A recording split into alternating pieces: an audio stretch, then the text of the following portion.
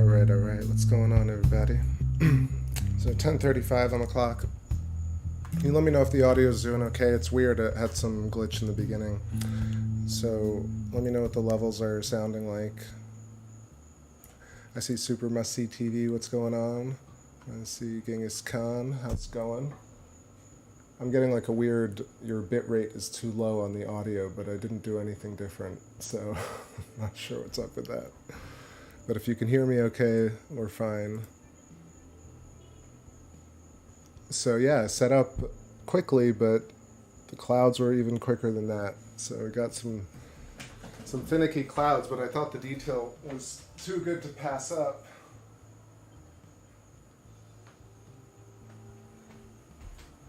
It's nice and warm with some good skies, so we'll talk a little bit about field theory, watch the moon.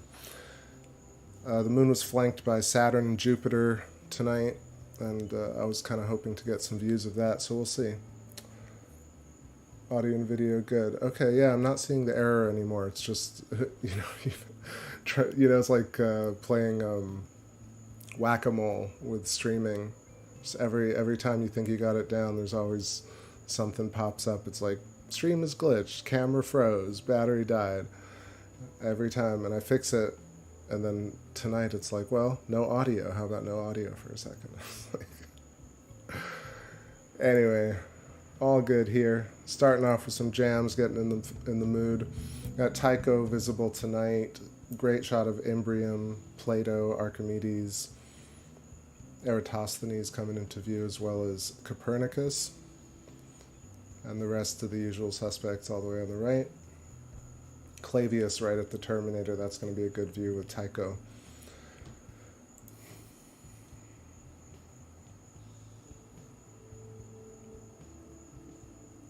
Yeah, let's do it.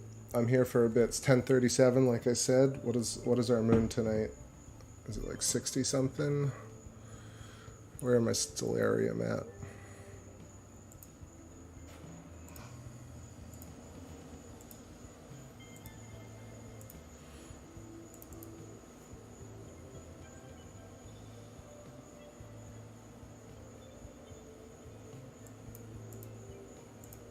Alright, so the moon is 69.9 right now. Saturn right there, right? And Jupiter, Fomalhaut.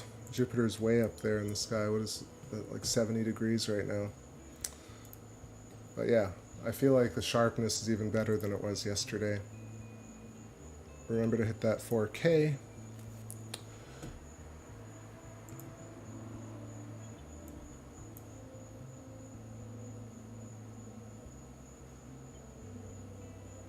Alright, let's get started here with some tracks. I want to play some stuff I haven't played. This one's called Still Feel. Sort of new. Pretty new.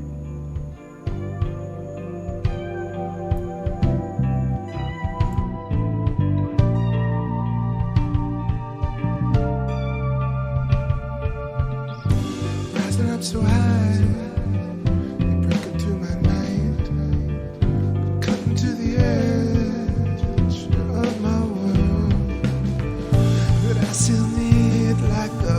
It's got to breathe, but I can feel your fire tearing up the street, tearing up the street. You feel like the fringe of my dream. I still breathe, 'cause there's something more to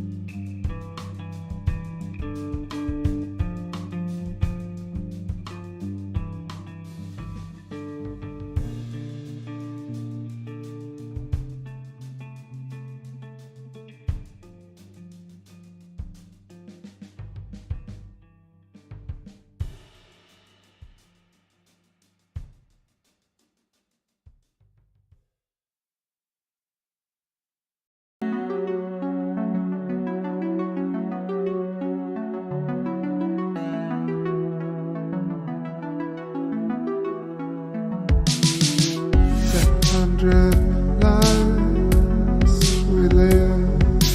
In a sense, I've known you forever. 7,000 lines are read. Soul inside your bubble. Time racing tonight. Intervals divided. One heavenly as a time. Would you know the life we had? And still we live our love so bad. It was always electrical. It was always electrical. It was always electrical. It was always electrical. It was always electrical. It was always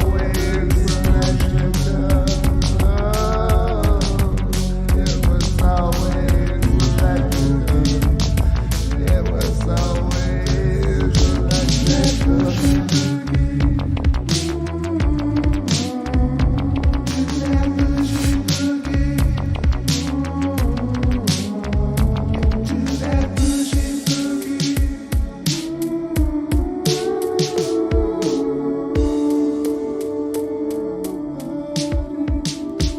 It's like the perception's guarded fractal harmonic diction, slowly giving rise to our carnival. We thought so far, a reservation guest stars. Never mind this old honeymoon, we can make some more. Make yourself some beautiful subtle energies. I told you once we never, you've known this forever. It was always electrical. It was always electrical. It was always electrical. It was always electrical. It was always electrical.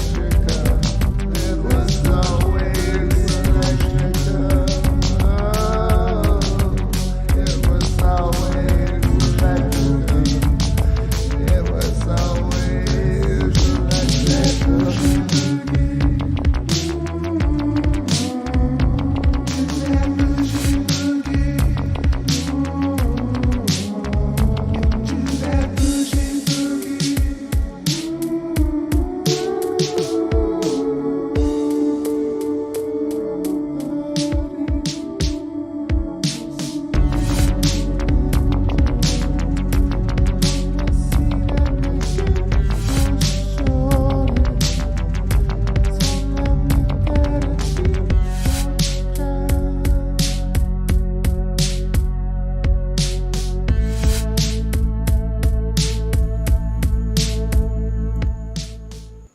All right. What's happening, Esoteric Gold and Gnostic Chef? Good evening to you. Esoteric says, I'm not sure how long YouTube has had this feature, but I recognize you can do zoom in on YouTube videos now. That is crazy. I don't see it, though. Where are you seeing this? Amazing feature. Maybe they're just rolling it out into different areas. Like I said, I'm going to have to try it on my computer in the other room, because I'm not seeing it here on this PC. On this PC. So that was a new song that was called The Bougie Boogie, and before that was called Still Feel. So just to quick reference where we are, this is at the bottom, that is Sea of Serenity, and to the north is Mare Imbrium.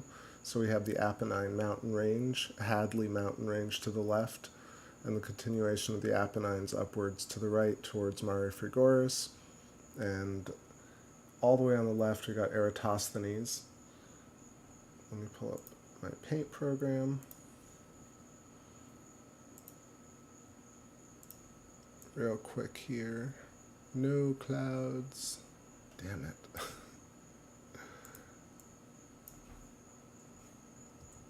Let's hope they pass quickly.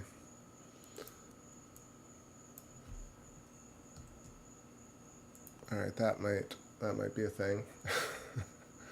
Right when I was about to start talking about it. Either way, let's stay here for a bit. It's I'll just point out the spots that we can focus on for a moment. So close this up, and there it goes.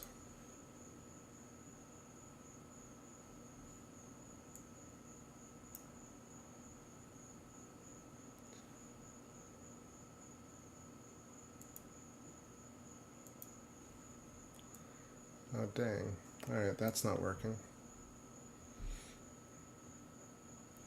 That's so strange. Alright, let me start the paint program again. Just working it out here, y'all.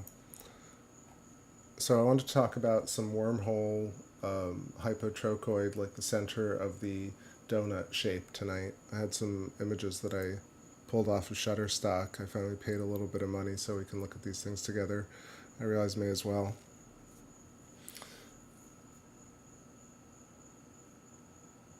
Oh, you're paying the monthly subscription. Yeah, I have premium on another machine, so maybe I can check it out. That's amazing. Really cool.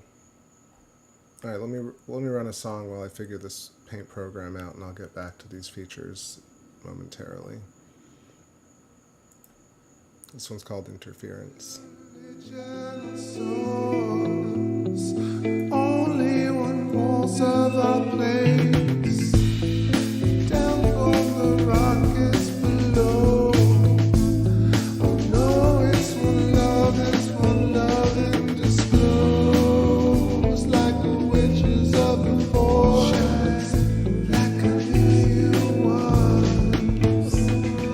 Shine, 'cause you'll make me sign and take me home. But I need my soul. Time will never break me. Love can just make me whole. Oh, lean on this battle, feed on the spiral, lean on this bottle, oh, like you feed on. All right. Well, while I got this view, I'm just going to quickly do it.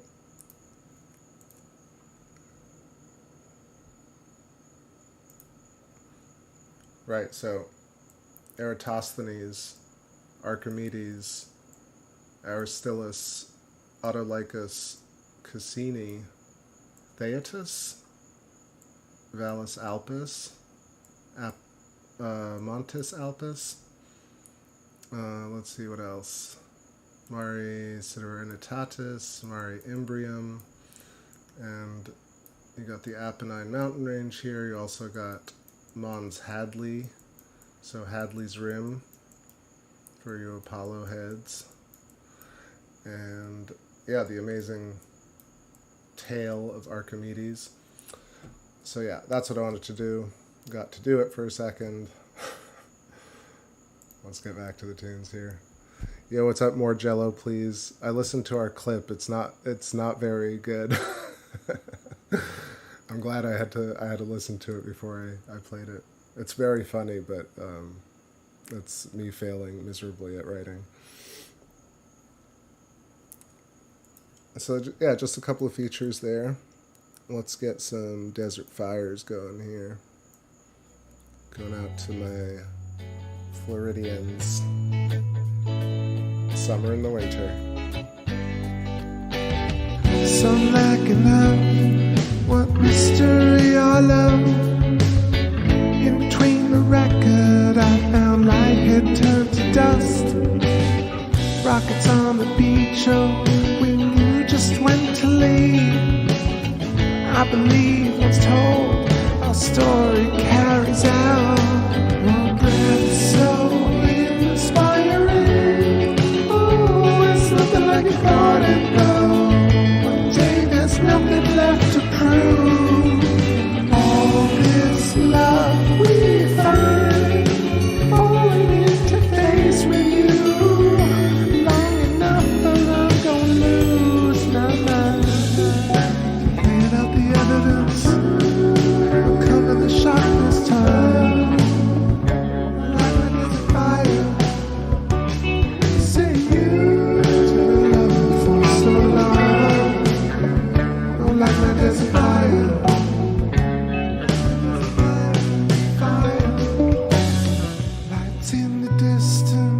walk slowly up the stairs, see a head of lion sit alone upon his bed. Oh, fragile beast, I know it's been so long. What time is it? Time is it? I know I will cast sight of it, so go on inform. Oh, sand is like the mind and scattered soul. Now let it go. Sigh like I'm reaching out. I left my home for 7 miles. We trail along for 7 lives. Let the whole heart say, I'm coming to shop this time. The light doesn't fire. Say you love him for so long. Like there's a fire. There's a fire.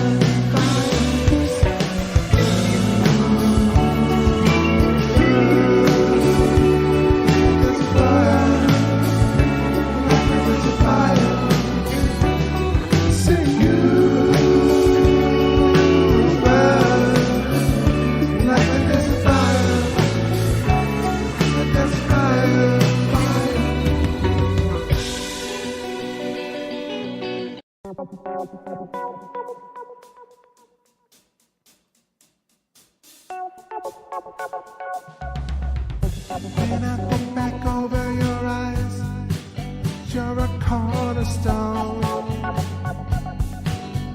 When I think back over your smile, you're my comfort zone.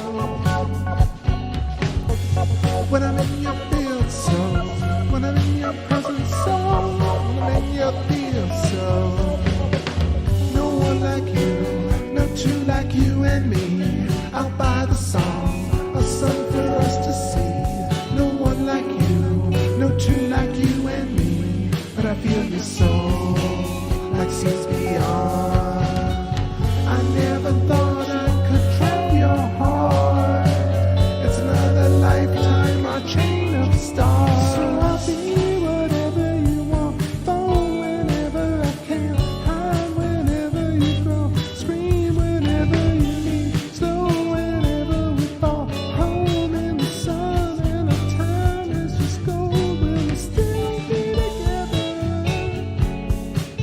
Oh no.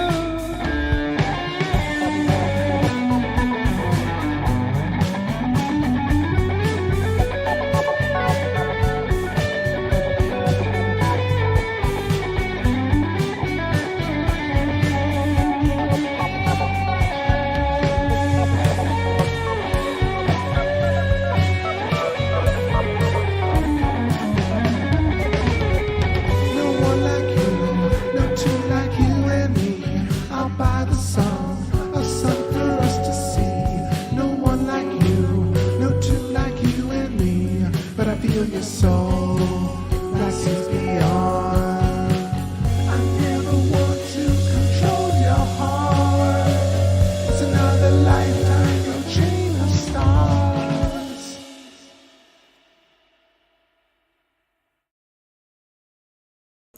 All right, hopping in here.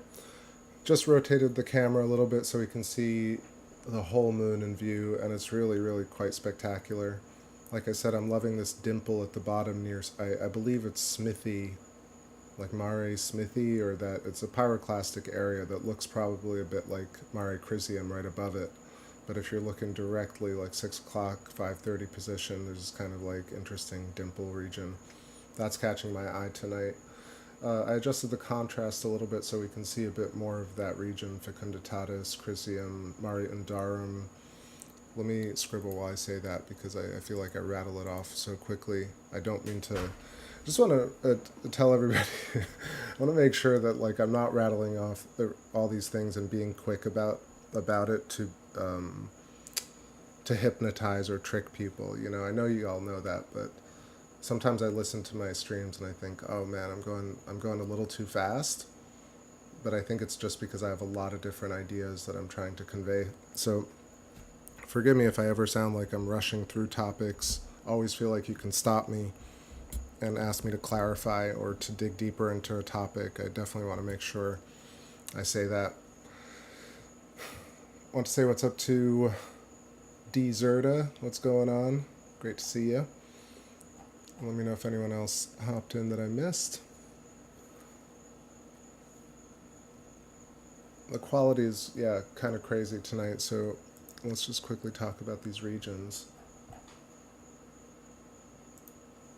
I find it interesting to talk about regions that people don't typically talk about. So this area right here is what I'm referencing, and I believe I have my atlas up, and it says Mare Smythii, Smythii. So I think that's what it is. It's Hirayama underneath it, and Dorsa Dana above it.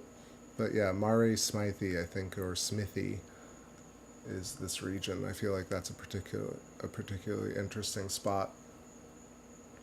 Let me know what you think if you can see it well. I'll get rid of my yellow scribbles in a moment. And then Mare Undarum is the kind of M-shaped feature right above that. So this thing right here sounds like underarm, Undarum. And then this region, which kind of looks a little bit like the Ricat structure, almost like an Elder Scrolls gate. That's Mare Marginis. So those are some really interesting regions. What's going on, Easy E? Welcome. Good evening. So yeah, then of course Mare Crisium, Proclus, and then Serenity. You know, I'll just draw it like this. I hope people don't think I'm like fudging this, but this is Posidonius, and I know that there's this other region that kind of cuts into it, but to me, just the really simple outline of Serenity is a pentagon here. Same thing with the hexagon at Tranquility. I know that this region almost looks like a cube in a way. Scribble, scribble, scribble. Fecunditatis is this much larger feature. I think I would say it's like, that's what it sort of looks like to me. Then you got another pentagon over here with Mare Nectaris, Sea of Nectar, and I think another kind of geometry there. What is that? That's Mare. It's not a Mare, it's called Columbo. Columbo, I think. That's what it's called.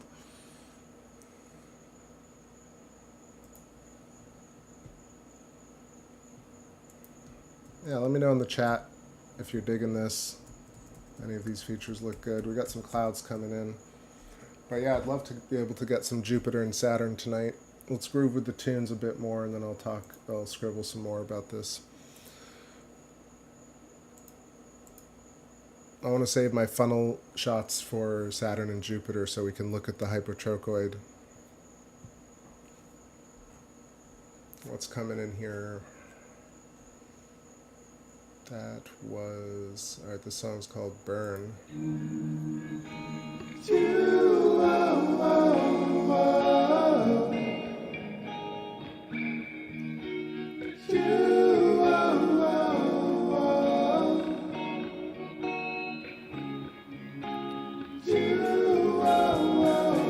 Sweethearts broke minds like slaves and overcame. Pick up bars and trepidation lost along the way. You know the smoke lines and coke dimes turning off the tape. I was just the youngest, but I know it was the same. 'Cause you burned for me like I burned for you. You prayed for me like I prayed for you.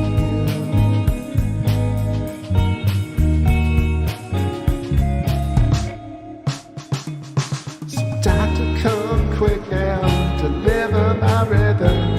You're slamming my pavement, philosophy graveyard. I fly to the comet, collapsing like starburst. Catastrophe's hidden, now that we're both in it. So all they have to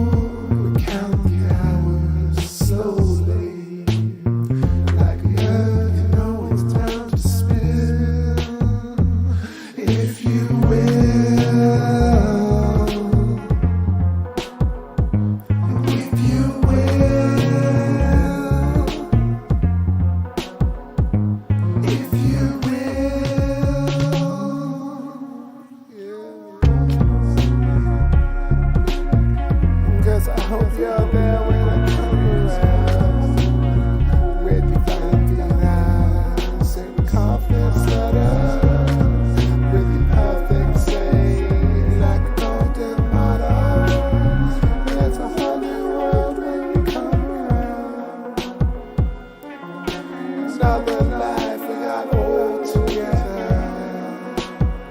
In another life we got all together.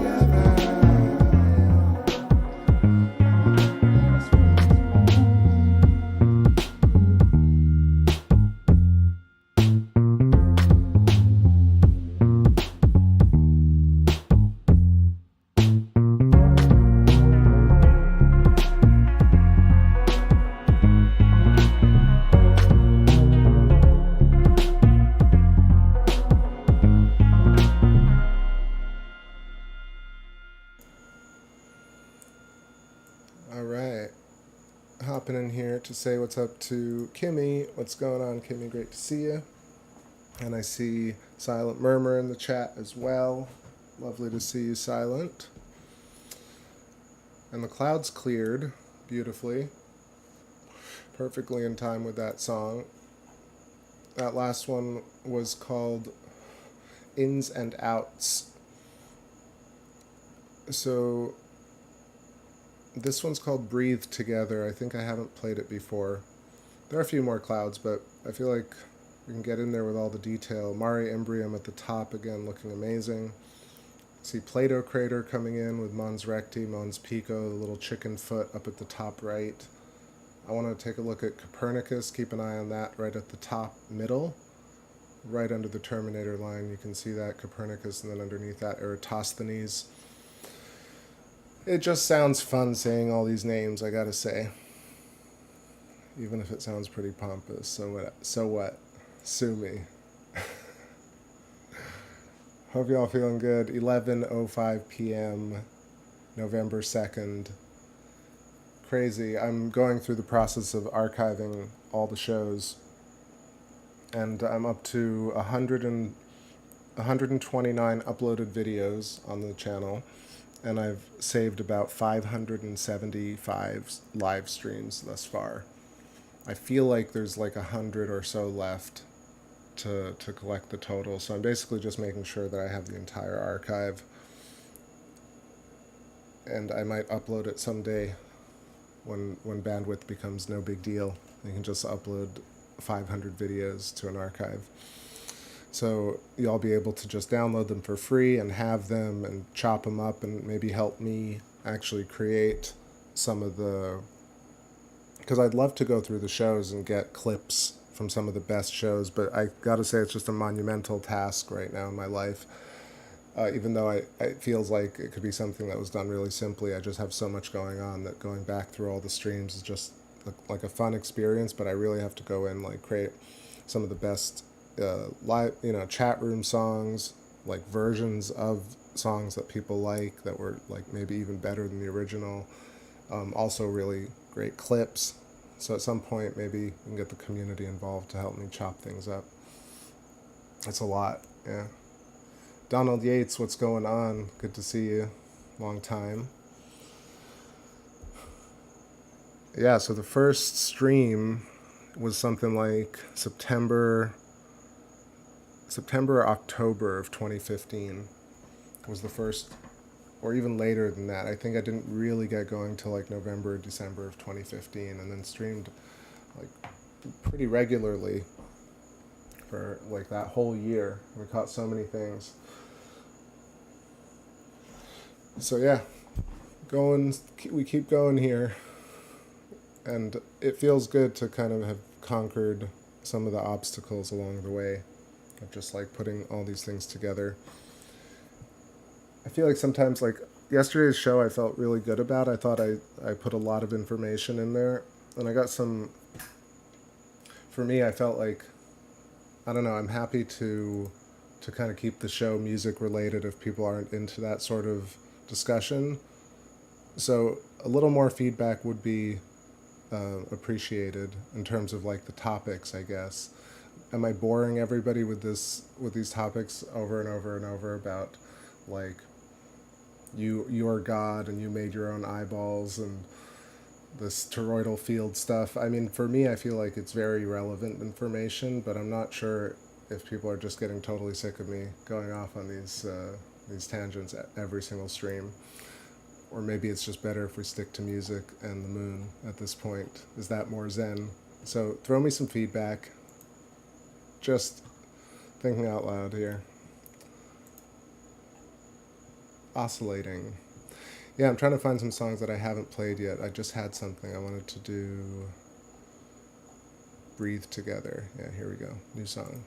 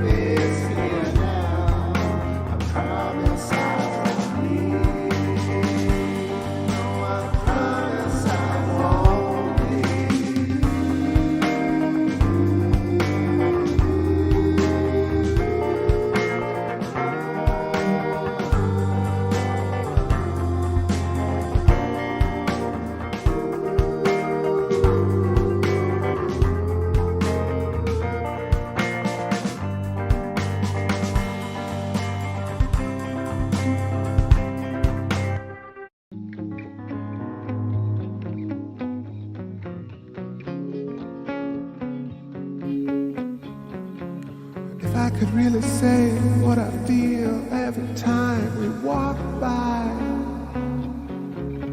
It's only a mirror to me. If only I could summarize. It's always a mirror to me. Only to my heart we belong together. Can the fire sound the alarm? Charges overdrawn, but in the beginning, say we could win. Tried all the sinning, but the pain never ends. Feel of sunrise, standing on the edge of, like the call I made for you. We knew what love was.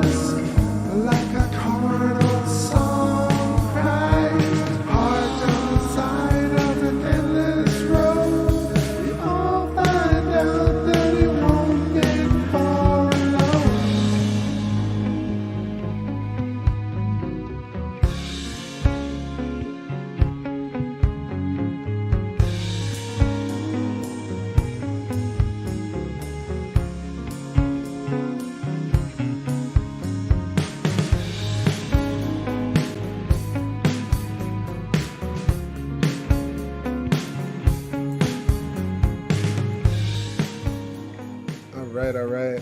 Just rolling through with all the new tracks here. I just uploaded them all into a folder, so they're in various stages of completion, like we all are. Just want to hop in here and say hi and hearts to Amy G. Great to see you. Hope you're having a wonderful night. I see Cyber Sully as well. What's going on, my friend?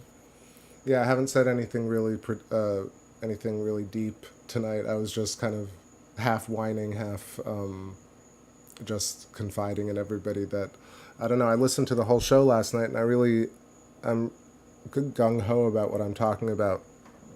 But I also want, I guess I don't see a lot of comments about the stuff that I'm talking about, so maybe I'm just encouraging people to leave me comments maybe about stuff that I say in the show or topics that you want me to talk about. I do get various comments sometimes, but they're typically about kind of like, is this conspiracy type thing true or not? Or I saw something weird. But, or I get like a very lovely comment where people send me, are just really amazed with the video. And, I'm not complaining. Again, it sounds like I'm complaining, but it would be interesting to see if I can encourage more people to give me a topic to talk about, so I feel like I'm routing these ideas through the community, I guess.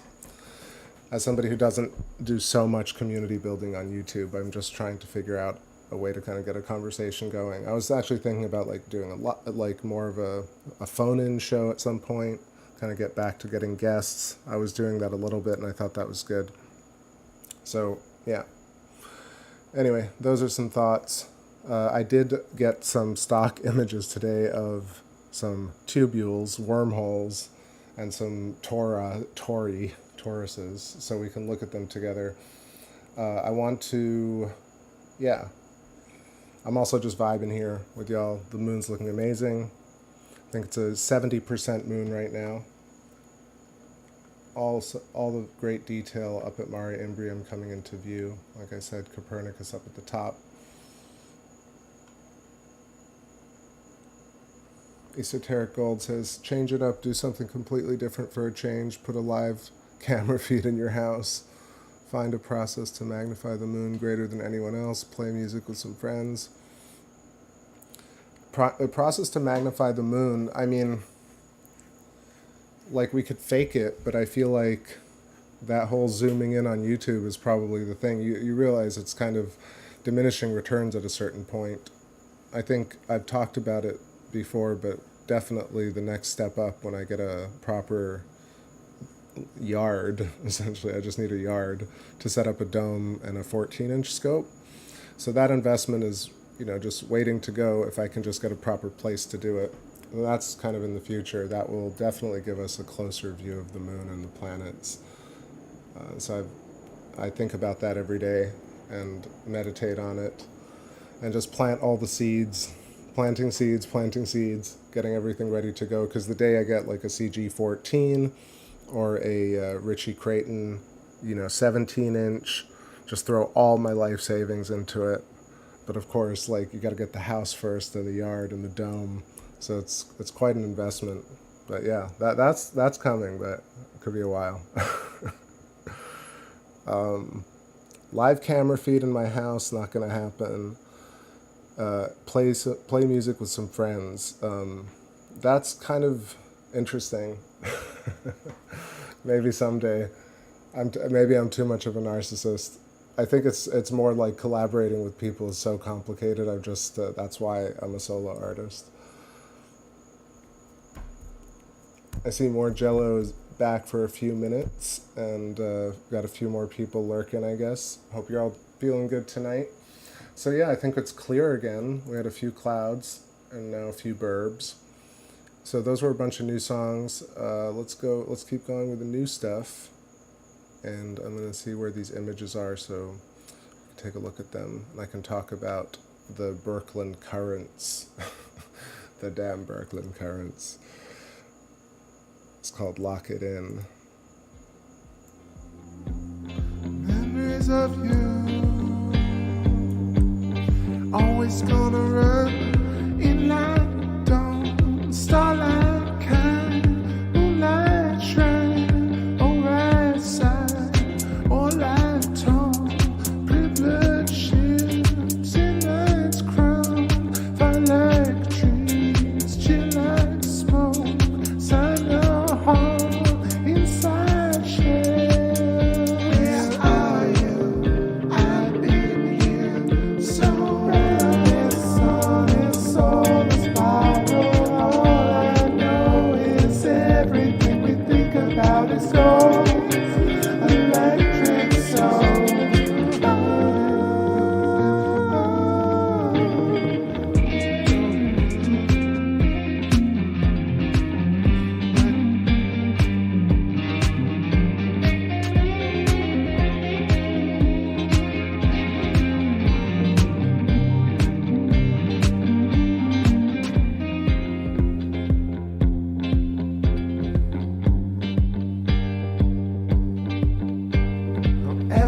life you come along, locking right in.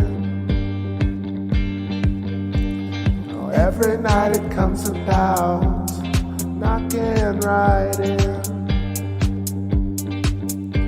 Oh, every life you come along, we'll fit right in.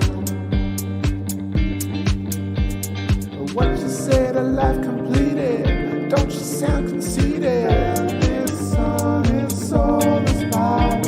All I know is everything we think is say to life completed. I know I sound conceited.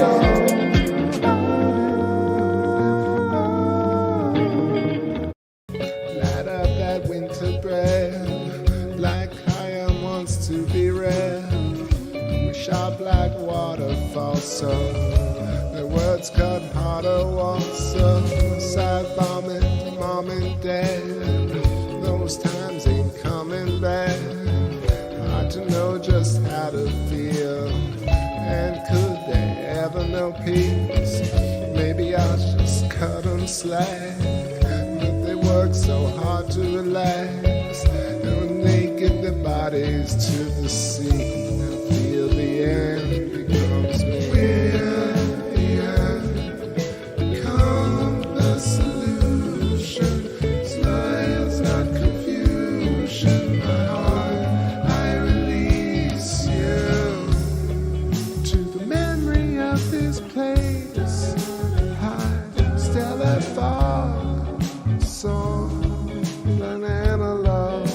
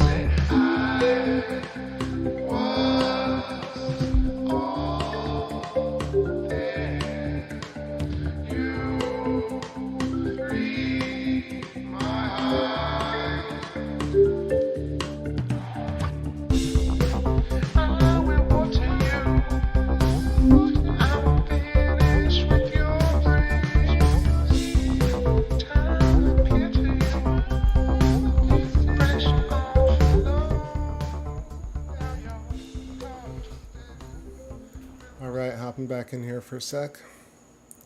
So, got Saturn in view. I switched up the lens, got the camera direct to scope right now.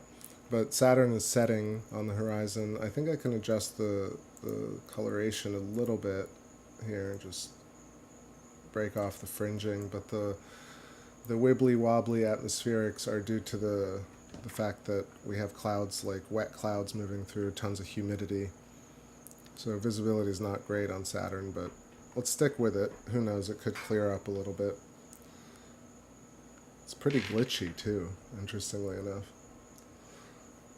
I see Think For Yourself in the chat, what's going on. I see Renegade in the chat, a square compass is a sextant. A square compass is a ruler. Or a ruler is a something. It's funny when you think about it like that. The rulers.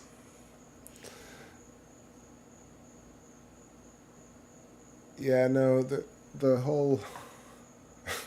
yeah, I'm not going to sort of get into that topic, but let's talk about some hypotrochoids here, the connectedness of Saturn. Bear with me, I'm kind of moving slow tonight, y'all. So just just bear with me. It's like a weekend night, but it's not. What is it? It's like a Tuesday night, Wednesday night. Who knows anymore? I brought some images over, but I've got to see where I can pull them up here. Make sure it works.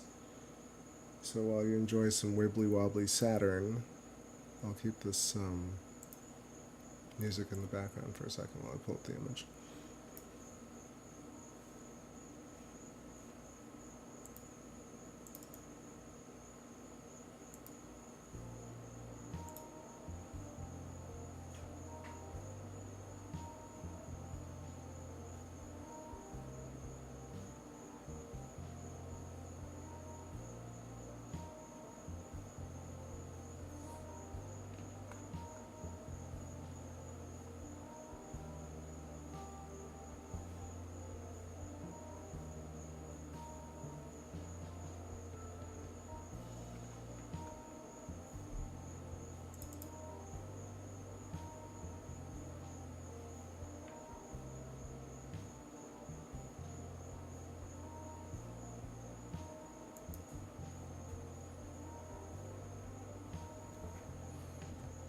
Oh, that's ridiculous. I guess I didn't bring over the images like I thought. So let me just draw. We'll scribble this on instead.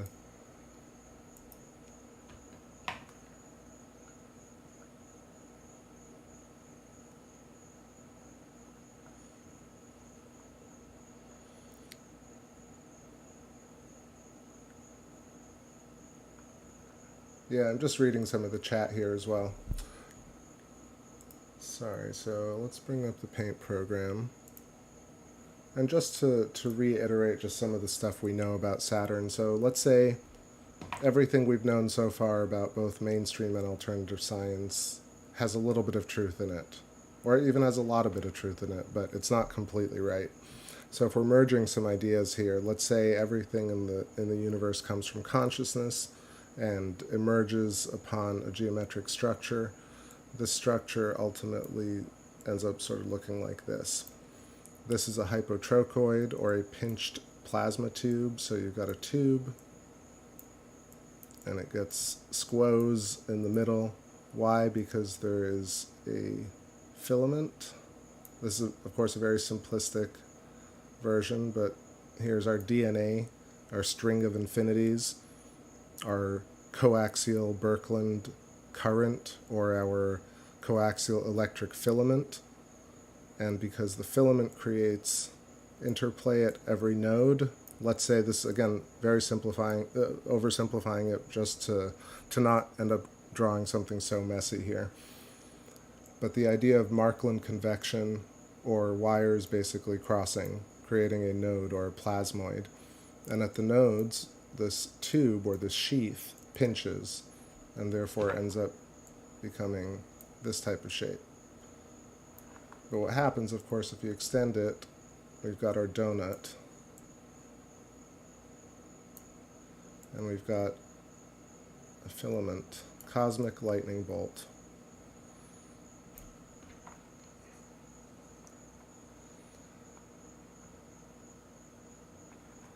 At the center of Saturn, you've got a core, you have a plasmoid, and this is what gravitationally collapses matter towards the center of a star. And Saturn, if we're taking stellar metamorphosis into this theory, then you have a planet, Saturn, coming from originally a star, a giant, bright, white star that went through a whole bunch of stages of transformation and ended up at this stage. But anyway, let's get back to why this matters. So in quantum mechanics, you have microtubules. So they explain the structure, and you see this structure, and you see the toroidal structure in quantum mechanics. It's really poor drawing, sorry. I'm not drawing with a pen, also. I'm drawing with an actual mouse, so it's quite difficult. But here we go. So this is kind of the, not kind of, this is the emergent shape, the symmetry. And so the idea of why these coaxial filaments are important is because we have spin. Things spin. Planets spin, people spin. Everything we're made of spins, has an axial inertial momentum, like a top. When you spin a top, it starts off at a certain speed and gradually decreases until it topples over. And so if you just want to imagine it simplistically, this is what spin is. But why is there spin, and where does spin come from, is one of the great questions.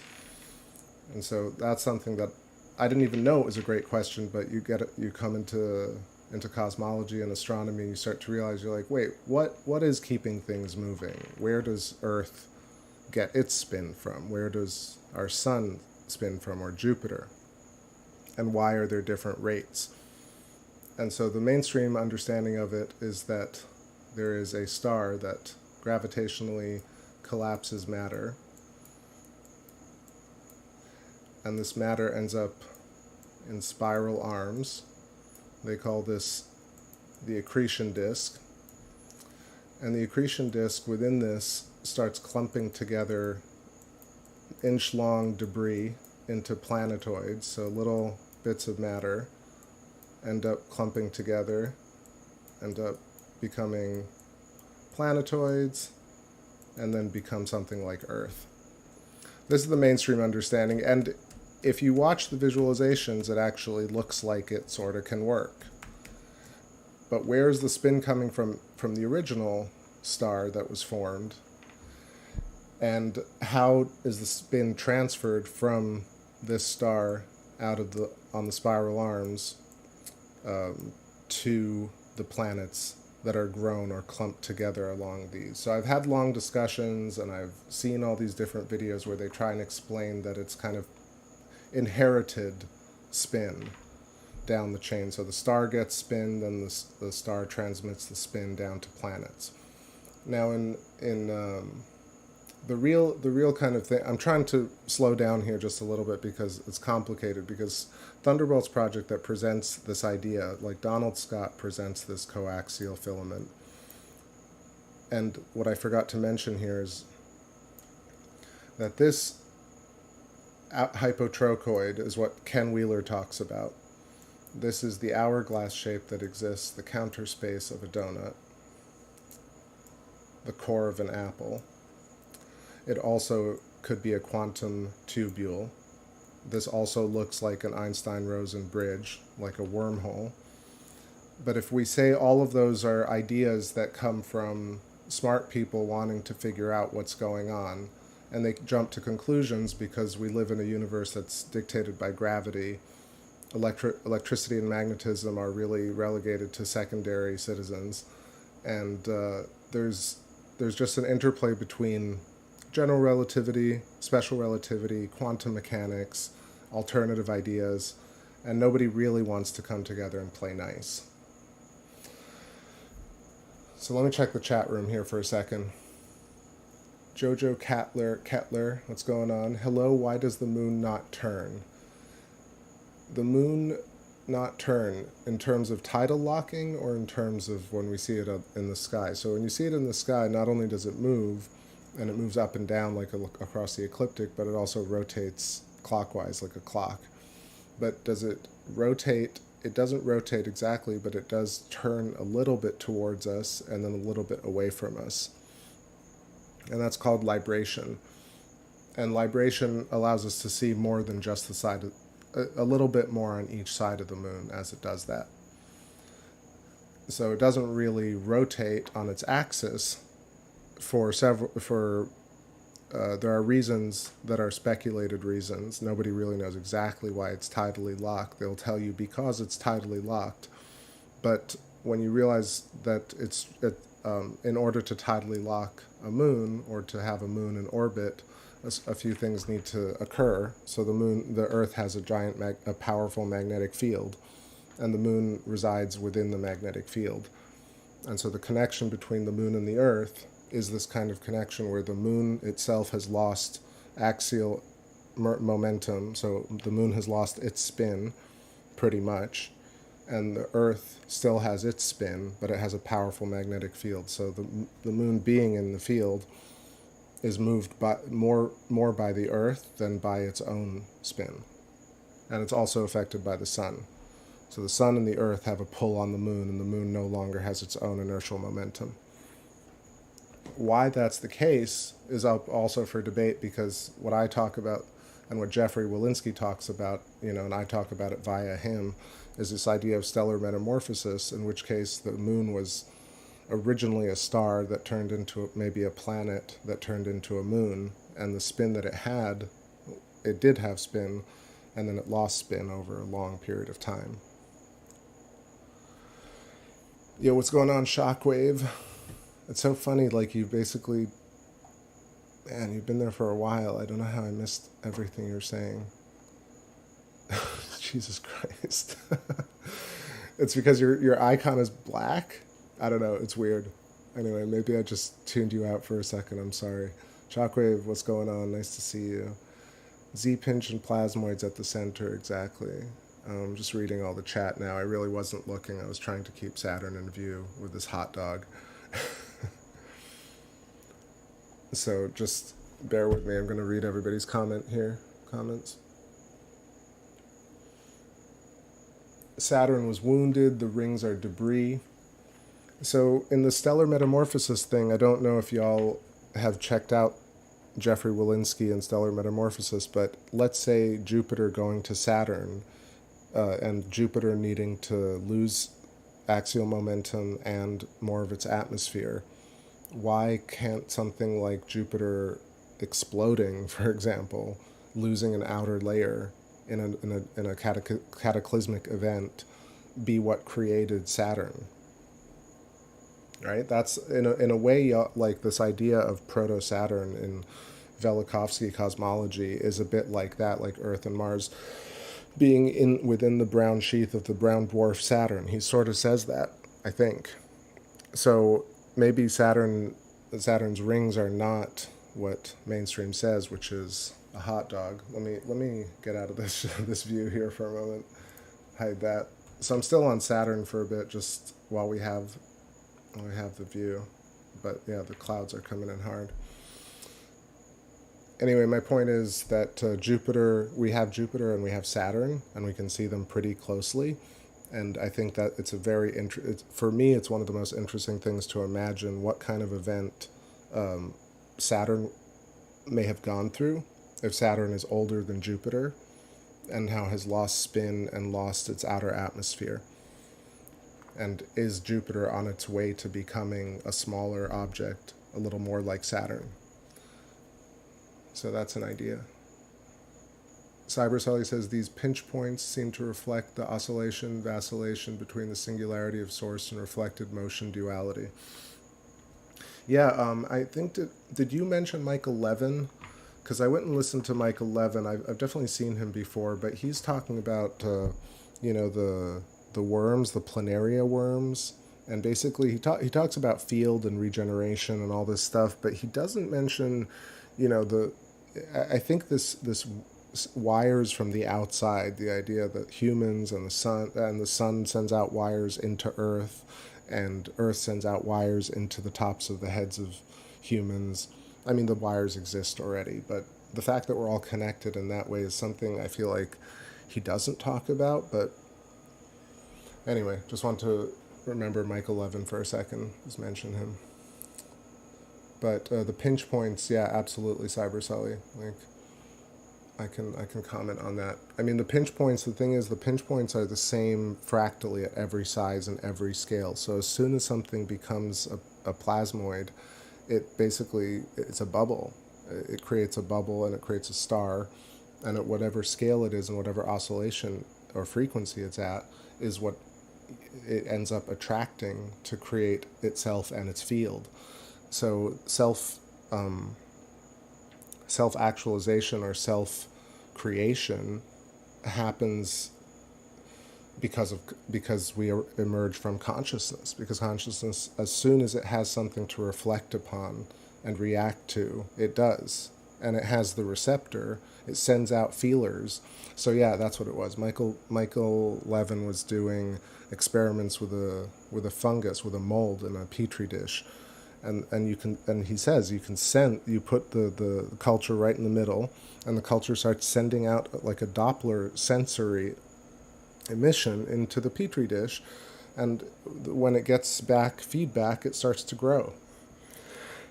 And it just proves it. Like, it's the self and other field relational quality that really underlies everything. And if you start seeing it like that, you add all the other geometry that we know, and then you get this amazing puzzle that comes together. All right, let me get back to the moon here. I feel like Saturn might be a tough target right now. So take a quick break. I'll get back and read all these comments.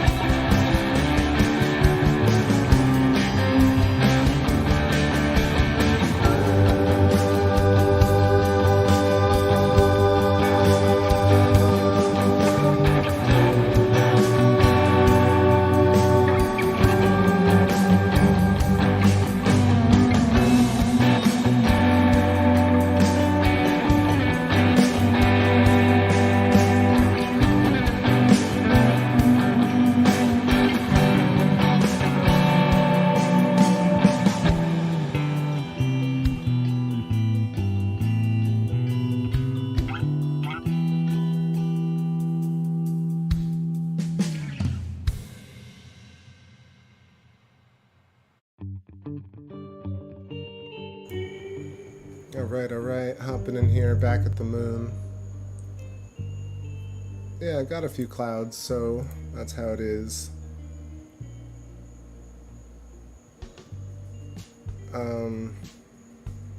Thank you, Kimmy. Want to say hi to Chris Kelly. I see you in there. Sorry I missed you before. I'm trying to answer everybody. Lots of good comments tonight. If I miss it, please repeat it. Astrolabium Bear, what's going on? So yeah, Shockwave says the universe, we live in an electric universe, 100%. There's no doubt there, but you can't agree on stellar morpho. I say no to, but you can like it if I want. But let me convince you, no? I mean, do you have a particular point that you don't think is, did you watch the presentation? Two, did you watch at least like 2 of Jeffrey's videos? And also, do you have any specific points about it? Because I think it's a really great theory, to be honest. It's like one of the few things I've seen in the last like couple of years that like knocked my proverbial socks off. Yeah, so back here, lots of atmospherics. You can see the rippling going on. Ripley. Those are not numerous lunar waves, just currents, air electric currents. So what should I talk about? I guess I was talking about the coaxial currents and why they're important. Because I feel like spin, inertial spin of a planet, spin of Jupiter, even the wobbliness of the moon, right? The moon not spinning and it being tidally locked to Earth doesn't mean we don't see different parts of it. So this part to the bottom right, like where the numbers are, kind of tilts towards us and then tilts away from us. And there are certain times when you see the moon in a waning phase, and you'll see that, in fact, some parts of the moon are slightly out of focus while some are in focus. It's that drastic. So I think that's important to note.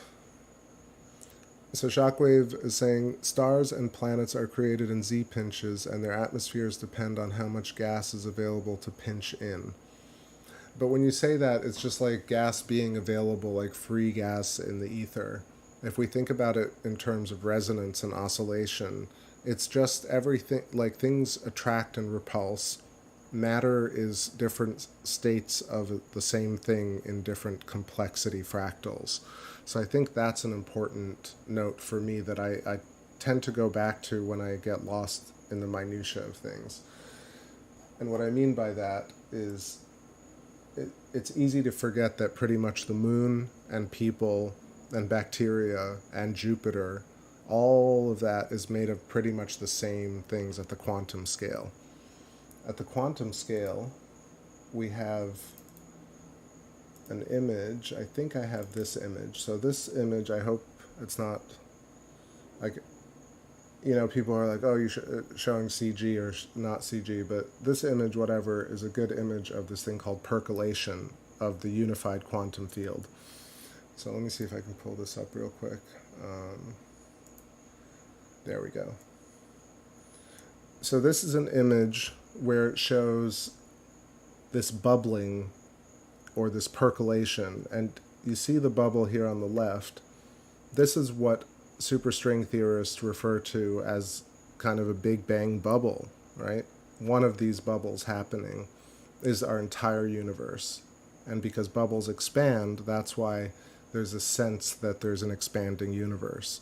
I double-checked this today because I feel like sometimes people think, oh, maybe I'm I think maybe I'm oversimplifying things. But this is what people really think. They have a lot of fancy math to explain all of this geometry and all of the interconnectedness and the reliability and probability of it. But this is what they visualize in terms of a percolation of a unified field. And really, in a way, we see this in day-to-day activity. So let me hide this and pull up another image if I can. Let's see. Yeah, I wanted to show the aurora for a moment.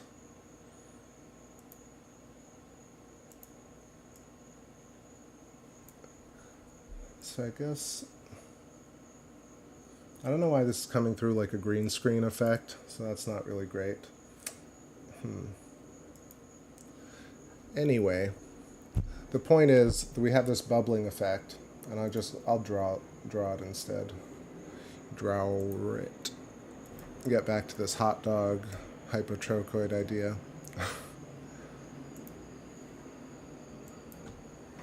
Okay, so we're talking about wires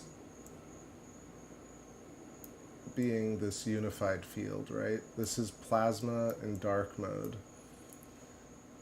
And then you have this thing where wires start to get an oscillation. This is what Tesla says, right? This oscillation in the ether. And this representation right here of these coils, this is called Markland convection. Right? So these wires we don't see. They're just tubes that connect things. Then these wires are wires that are the same wires, but they start getting filled up with energy. They begin to oscillate, vibrate, get closer, and get wound up together. So that goes there. Then this becomes a close-up. Right, so at these points, these pinches, these are what we call plasmoids. Right? And if you want to imagine it, it's like a coil. It's like two coils kind of counter-rotating, knotting each other. If you rolled out a heart, a human heart, you would see that a human heart is a wrapped up, coiled muscle. So a human heart is along a coaxial Birkeland current. And what happens is there's a plasmoid, and the plasmoid, because this funnel exists, or this pinched plasma tube, you also have this shape, the donut shape.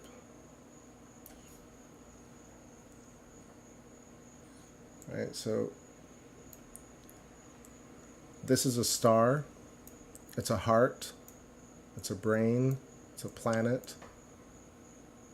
At every scale, this is the instantiation, a foci of consciousness. So like, even like, I imagine this. I mean, some of these things I'm just saying matter-of-factly, so, you know, of course, take all of this with a grain of salt. It's pure for how you can take it as seriously or not seriously at all. But I envision, pun unintended, is that our eye, right, has this sort of shape going on right here. So the human eye has this sort of thing going on. So I know this is not what the diagram of the human eye looks like. There's all this other stuff going on, and then rods and cones over here. But just rods and cones anyway, just show you that it's really these conical vortexial shapes. So that's our golden mean spiral. That's our other spiral. Our current, Birkeland current, is the flow in and out. The filament is an electrical filament. The coaxial nature of it is that it's a braided filament. And you have this funnel coming out of the eye, right? And so we emit low energy emission. I believe like this is the connection between us. When we see things, we're sending out a signal into a field. And this is potential reality. This is plasma in dark mode. Again, don't sue me yet. Just like, give me a second. I know you might have different opinions about this, but let's say these are connected strings of superimposed potential reality, like reality that has not become luminous yet or is not manifest. So essentially every possibility, and if we want to make that more simplistic, if you just look at your hand and realize that your hand can move in any direction next. Think about like what you could just leave your hand up and you can say, oh, there are an infinite number of positions my hand could move into. That is the potential reality that is around us at every moment. And then when you experience that and you make the choice, you both create and make the choice simultaneously by instantiating that moment or that foci. And so the emission becomes a coupled plasmoid in a way. They do laser interferometry to create this sort of thing where the two beams meet. You have a point where we experience this as resonance. This point starts to vibrate with our brain point, and our eyes funnel in the information from this point, and we resurrect or remember the information through the rods and cones, of course, and all the different filtering. But I think this is how we see, touch. Same thing, the finger doesn't really touch anything. The finger sends out kind of vortexial or coaxial electrical current, and an object radiates its current. So let's say we're even like a table, right? You got a table, and you kick the damn table. That's a terrible foot. Yeah, I don't know why I want to kick the table. Let's just put a giant finger down on the table. So what's happening is your finger is sending a signal to the table, and the table sending a signal to your finger, and in between, that's what we sense as a table. The resistance between, the electrical resistance between our body and fat and muscle and skin, and the resistance that the table gives off, which is a much lower level resistance. In fact, though, interestingly, the table is vibrating at a much higher rate than we are. And this is something that I heard from Alan Watts, which makes a lot of sense. The fact that something is hard, it's only hard in relation to the softness of your skin. So our body vibrates at a certain oscillation frequency, and the table vibrates, so fast like a fan that you can't put your finger through the table. And this is really kind of what's going on with things. Things are hard or soft in relation to each other. And that makes a lot more sense, I think.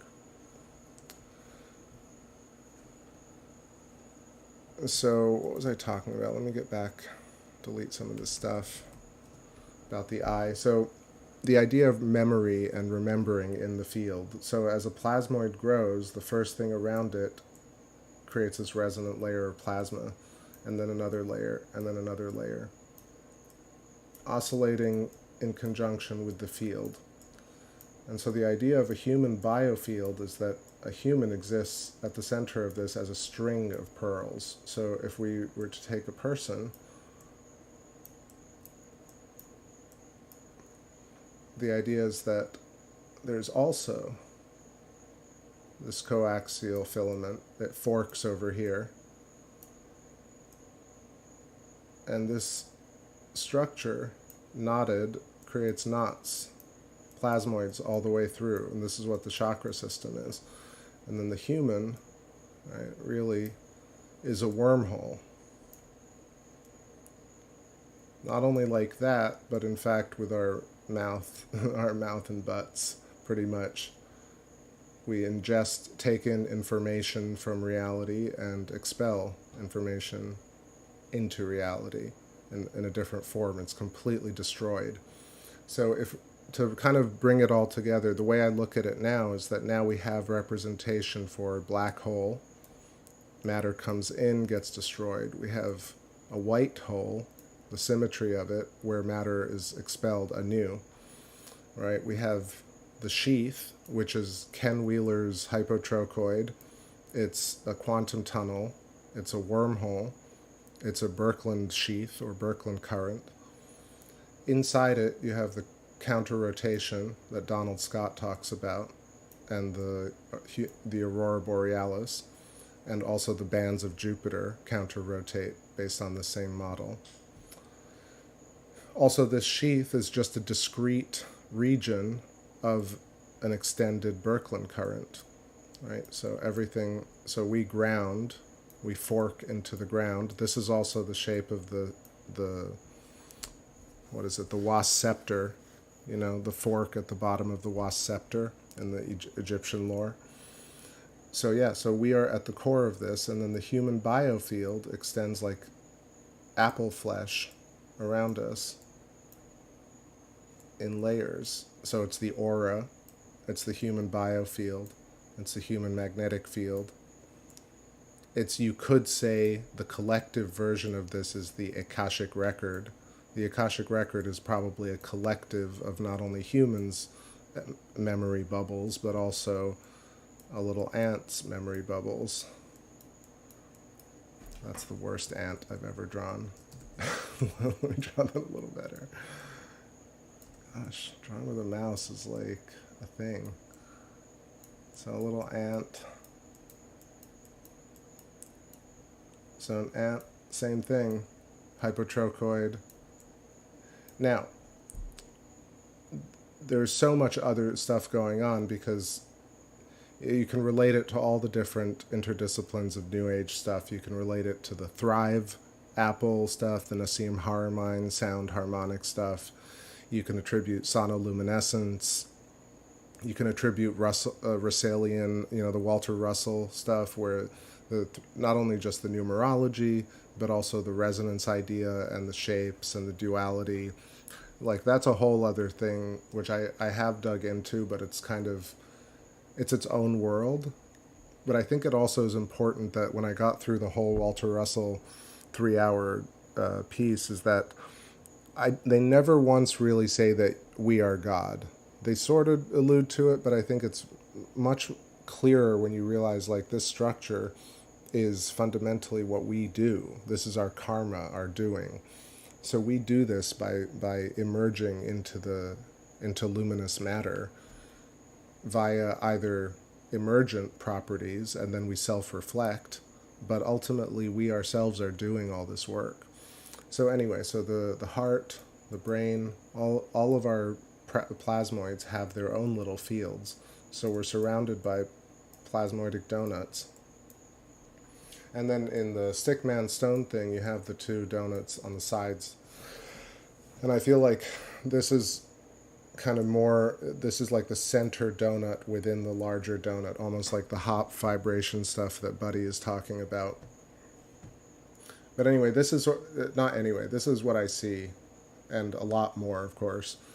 But if we start to envision this, we can bring together things like wormholes and black holes. And so something like a black hole, right? Let's talk about, people are, triggered by it. Mainstream loves it. The math says it exists. Alternative science people will not engage it anymore. They just want to do away with the idea of a black hole. But let's say that a black hole, really what they're imaging or what they're seeing is the top of one of these funnels, or these two-sided funnels. And like I said, a black hole and a white hole. So maybe this is where matter is being drawn inwards from the top or the bottom. And when you take an image of it, or you're seeing this from a side view, it might look like a black hole. And then other things that are talked about with black holes is that they say black holes are everywhere, we just can't really see them. And the reason you can't really see them is because the tops of these funnels, or the top of this sheath, or the top of this Birkeland sheath or current, or hypotrochoid, is that these are not really visible objects themselves. They're literally, the larger object itself is much more the antenna in the middle where all the matter coalesces. So we really see the nodes and the filaments. So if you're talking about something like the Herbig-Haro objects, and you're seeing these jets that are like 10 light years across that are spiraled coaxial filaments, this is what's going on. It's like we don't really see the field. We see the little dots and the lines. And so black holes are everywhere, but you would never see them because the top of a shape like this is not what's luminous. What's luminous is the human body, and not the...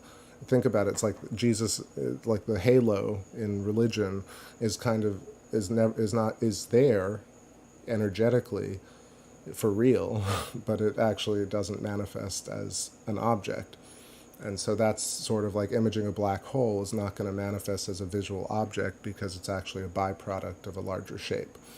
I know that seems like a stretch, and that's me completely speculating, but I think like for me, that's an extremely logical possibility. Same thing, like nobody really relates it to the human experience of eating, digesting, and pooping because people don't like to talk about it, or it garners a laugh. But if you're able to really consider it, like, why is the structure of a human being like that? Or not just people, all things eat things and shits it out and shit or whatever, poops it out, and that there's a reason for that, right? Like we say we do it naturally. But anyway, I think it's very pertinent to this idea, because quantum mechanics and relativity is kind of obsessed with explosions and implosions and things like that, and this is where we have, when these Markland convections happen, this is implosion. So dark wires or dark matter essentially has this dark energy, but it's not dark energy, because even dark energy is the thread that is sent from these wires. So let me see. And I'm just thinking here, but let's say these wires are dark matter, and the way you want to imagine this is like when we're looking at something, we're looking at a candle, let's say. There's a tube connecting the center of our eye, the cone of vision, to the object. We have a field, and the object has a field. And so I feel like these dark matter wires that are twisting are really, they will send out dark energy. And then luminous energy, like a human being or an eye or a heart or a chakra or bacteria or an atom, sends out its signal. And this is why we start getting oscillation. Oscillation kind of breeds oscillation. So we could have literally had one little spark that kicked off a whole cascade of oscillations here. So I feel like we can explain even dark matter, dark energy, and interaction with light energy by embracing the contrast. So the final point here that I'll make is that this is the idea of, metaphysically, of self and other. It really is. This is, when people talk about, I talk to myself, or my inner voice, or I hear voices. Well, because we are inside the mind. Our mind is filled with memories and voices and thoughts and ideas, and we're constantly resonating as an antenna with, of course, imagine all, pineal gland, the heart, the stomach, all as these plasmoids that resonate with their fields. So not only is our center and our core and all this creating memory layers by virtue of, like I'm saying, every single knot is a memory. An instantiation of a plasmoid is a memory. So when you create that, because it makes sense, because what it does, it stores a fractal version of everything in that memory. All parameters of life in that same memory. So the structure of that memory has to fundamentally be the same as the structure of what made it. So it inherits spin. And so the more memory you put into it, the more you study something, the more you memorize it. If you think about all these terms that we use too, all the words, I know it might sound obnoxious when I kind of imply things like that, like remember or dismember. Sometimes that can get grating, but I feel like it's important because language actually reinforces a ton of the geometry and the interaction that we see in science, but people tend to not pay attention to the language enough. So yeah, so our stomach remembers things, our brains remember things, and then collectively, as a series of stars or plasmoids, we remember wholly as a collective organism. And then every single fractal item of us is a fractal of the whole too. So I don't say that I don't think we couldn't store memories within the skull, but I think it's just very interesting to imagine that instead of that, we carry memories in a shell around the body, therefore merging self and other, having duality but non-duality, right? Self and other becoming one, and then loving self via other and loving other via self, really understanding both sides of the coin, thus understanding our place in the world, in the mind, and then knowing that it's not just you that's like that, that everything is like that, therefore you immediately understand everything else. Okay.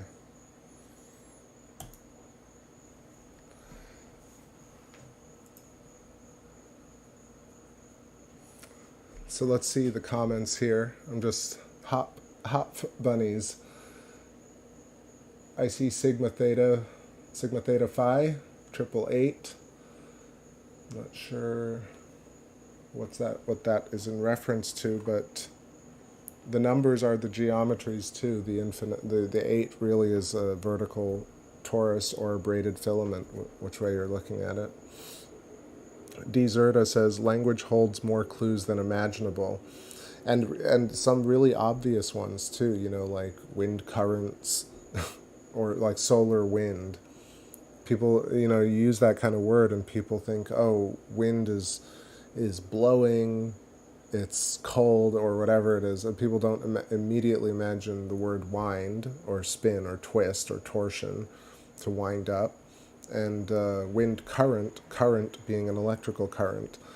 And again, I know how people mock this sort of stuff, but that's really what's going on. It's like people who mock the curious mind tend to not realize that it's actually fun to speculate and to think about new ideas. I think one of the hugest problems with debunkers and non-debunkers and the fight between mainstream and alternative science is the fact that science should be fun. Debate, like putting people down, makes it really not fun at all when you're attacking people's character. Even going back and decrying and denouncing old scientists, it's kind of just like, okay, fine, they wrote all these books, they had some theories, why can't we just take that stuff and build upon it, like they do in software or in music? Or people don't, not every musician that writes a great song knows anything about Bach or Beethoven, or you could argue that they should, but it doesn't necessitate it. Attack Helicopter Cat, what's going on? Welcome. Says, are you talking about morphogenetic fields? I am talking about morphogenetic fields, but also the larger thing with morphic resonance and the fact that every unit, like a hydrogen atom, a human, a planet, a solar system, and on fractally at every scale, like Rupert basically says, everything is not only emergent from consciousness and is consciousness as conscious at a certain level, so panpsychism, but things interact via morphic resonance of the field, via cymatics, in some ways maybe via cymatics, right? Are they little torsion knots of plasma like the stuff that he's taking pictures of in the field that we resonate with, or is it more discrete, more like smaller? Is it quanta, you know? Our memories are big memories stored by a larger group of people, larger plasmoids. And think about it, a plasmoid basically, like memories and cloud storage, just exists in our atmosphere and our air around us. And we just, this is what informs our societies. This is the Akashic record, or the societal record, or record, I don't know why I'm saying it like that, or when they say genetic code passed down, like what does that mean? For, you know, I've always had that question, what do you mean by genetic code? You know, like, did a developer write this code and put it on GitHub and it was passed down with some like YubiKey, or what? Like, and I think people laugh at me for questioning, for, you know, testing the metal of that statement, but I really feel like that statement is kind of condescending to tell somebody, you know, it's genetic code, it was passed down over the centuries. Like, I'm like, do you realize how silly that sounds? Like how like uninformative that sounds? Well, anyway, more logical is that the electrical circuit contains this information in memory fields, as likely maybe something like water or plasma cymatics. And then when organisms emerge in generations, they have access to that because it was stored in the field. And they have access to it via morphic resonance. Morphogenetic field that Rupert talks about is the fact that the next baby is born based on a certain shape that is already predetermined by the field. So that's why everybody looks a little different, but is essentially the same shape. Okay, let me get the image in play here. Yeah, we got some clues going on.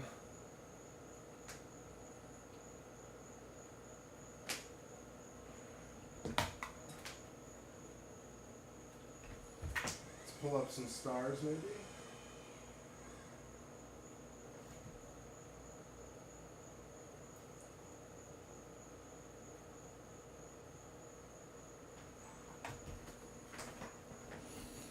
Yeah, just pulled up a few stars. I think lots of clouds just moved in.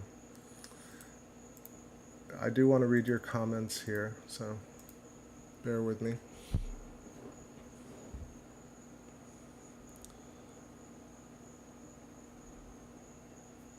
Attack Helicopter says agreed. Awesome says the genetic code is patterns of different frequencies in your consciousness. Mm-hmm. Yeah, totally. I mean, like, yeah. Well, welcome to the stream. I'm glad you're here, and love your first kind of interaction because I talk about it all the time. It's like Rupert is one of the few people that not only understood it over 40 years ago, but has been pretty much saying the same thing for that long. One, and two, but also, like, it's funny because he's such a good friend of Terence McKenna, and in the kind of new age circles, people always laud Terence McKenna as some sort of like ultimate guru, but you realize that Rupert had a much more sensible idea about the world than Terence McKenna really did, in fact. So, and not only that, so I reference Rupert pretty much on every stream. And I think like he's 100% right about all this morphic resonance, morphogenetic field. I just think it's further. I think it can go even further, and then it can also tie into, the thing that Rupert doesn't talk about is, I don't know if you caught it earlier, but I talk about this circuitry, like so how Earth has an electric circuit, is part of an electric circuit. And everything, pretty much, a hydrogen atom, Earth, a human body, has a coaxial electrical filament, and thusly coaxial sheaths, or like counter-rotating sheaths of energy, and a field, a donut field, a nested donut field, at every scale. And every scaled item that has this field has an awareness. And this is the basic awareness, is that the center plasmoid is aware of the field around it. And that's the very, very basics. This is what Michael Levin was talking about. This is what superstring theory talks about. As soon as something exists, it has it has spatial awareness. And once it has spatial awareness, it can feel what's nearby and react to it. That is the simplest definition of consciousness. And I think it's reasonable. So if we take that next step and try and understand, like, well, how does this center connect with this area around it? Then we add this quantum entanglement, or this tube, or the sheath, if you want to visualize it, and energy traveling through this tube. And depending on the resonance or the mass or the oscillation of, so we obviously as humans oscillate intensely. A tiny memory in our field is oscillating so much less than us. The memory of a celebrity might be oscillating incredibly intensely, might be even more intense than the memory of a current living human being. So if you imagine that memories are invisible, so to speak, but really are actually harmonically and oscillatory-wise like extremely powerful, and therefore that's how something like the Earth, for example, this morphogenesis or morphogenetics that Rupert is talking about, if I understand it correctly, he's like, this is how we know what shape to be. We're shaped by the field, informed by the field. And even like informed, right? Informed with data, but informed as in molded like clay or like matter via the field. The field being a compressible ether that tries to reach equilibrium between matter and dark matter. So just a kind of random anecdotal thought is the reason we'll never detect dark matter is because once it's detected, it no longer is dark matter, it becomes luminous matter. I know that, can sound simplistic, but that's an idea too. It's like all these things that can never be seen or never be found because they themselves are the contrast to the thing that we see. And once you see them, they are no longer the thing you are looking for. They become now the thing that you've seen. So it's so with Vedic and Zen thinking, you can really, I don't want to say rob the mystery from these theories, but actually just allow an answer to come into being. All right, I got a tickle. I got to go blow my nose here. If if you can tell. I don't know what happened. I feel like maybe they started leaf blowing here at like midnight. Anyway, rolling into Thursday, November 3rd. I see Tetrapodum. Peace, my friend. How's it going? Good to see you. Welcome. I'm going to start wrapping it up soon, maybe another 10-15 minutes. But yeah, let me take a quick break here. Clear the pipes. Be back in a couple.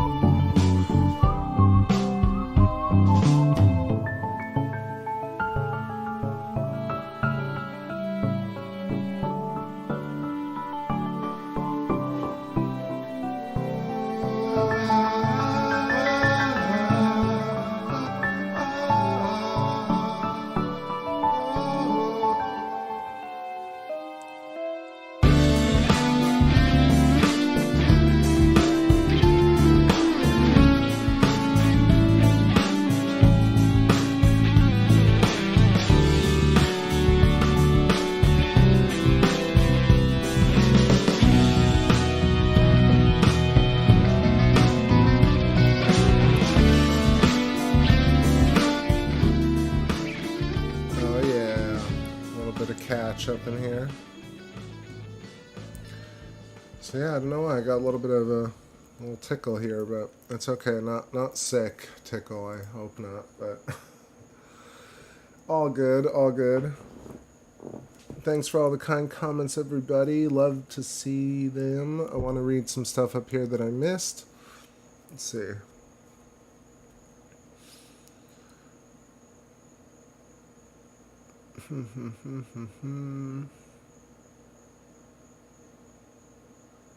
It's all English, says Renegade. Nice, you got it. Dzerta says etymology, anagrams, homophones, meanings in other languages.